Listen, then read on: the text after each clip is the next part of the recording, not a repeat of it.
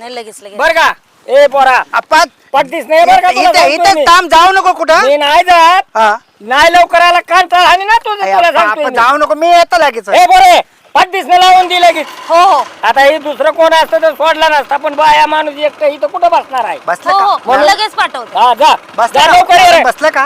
हा बसली जा अय्यो बसलं की.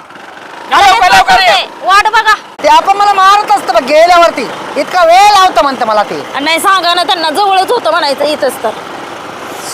थांबता का जरा ते आमचे पाहुणे आलेत घ्यायला मला.